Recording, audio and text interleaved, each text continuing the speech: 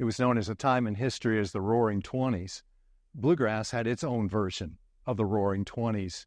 It's where Bluegrass became a community church. There was a Purdue extension agent who came to visit with Bluegrass farmers and the new young pastor, Reverend Clarence Shake.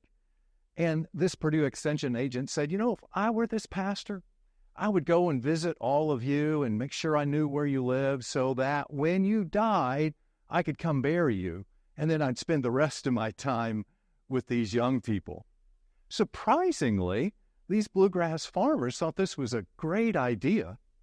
And they said, Reverend Shake, that's what we want you to do. We want you to focus on our young kids. Now remember, this was a time when youth ministry wasn't yet a thing. And so he was commissioned to go and make the church the heart of the community by reaching out to the youth in the community. And so one of the Sundays following that, he got up in the pulpit, made an announcement and said, hey, next Saturday, I'm going to be in Ace Hilliard's cow pasture. Come on over and we'll play ball. Well, that was the beginning of Bluegrass's sports ministry to the community. Yes, you heard it right. It started in a cow pasture. Within a year or so, Reverend Shake had like 10 basketball teams that he was forming and creating into a league. The farmers realized that their kids having an incentive to play basketball, that they got twice as much work out of them. So they came together and they decided we need to build a place for them to play basketball. And they built the Bluegrass Community House, which had a small gym in it so that they could play basketball throughout the winter.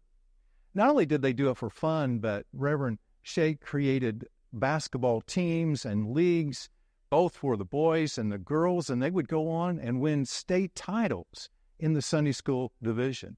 Not only did they win, but also they produced some great talent and great coaches here for the community.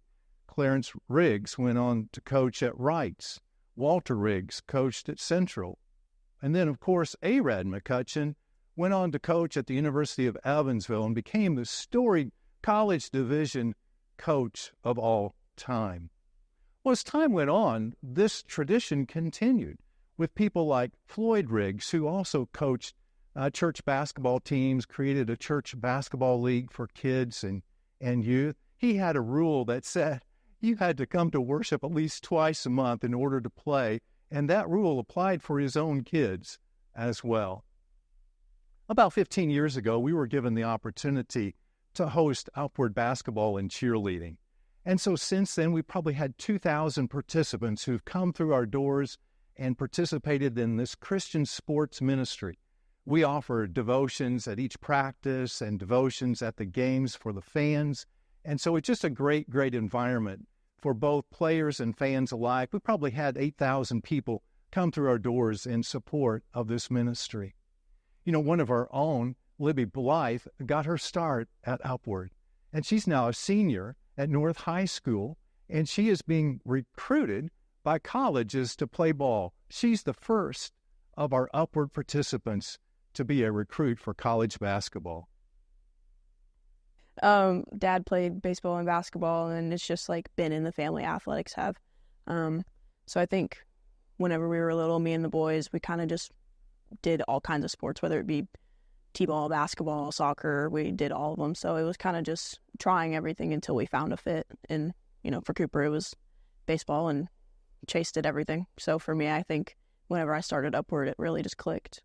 I tried soccer, which was not a good fit. I tried t-ball and all that stuff, but I think I just really liked the team aspect of any sport. But basketball, I kind of liked, being able to kind of be the leader and kind of be in control of a bunch of things. Unlike soccer, you kind of need to use the team. Whenever basketball, you can kind of wheel and deal on your own, and I really like that. I remember going to practice with Nan and Grandpa all the time, and I remember getting the little stars that you'd put on your shirt and having the wristbands where you'd like red guards red. I just remember all that stuff, and I don't know, I liked how competitive it was, even at like that age. It was just really fun. It was very, it was just something to be a part of, definitely. Yeah, so I started Upward in pre-K, so 4 or 5 years old.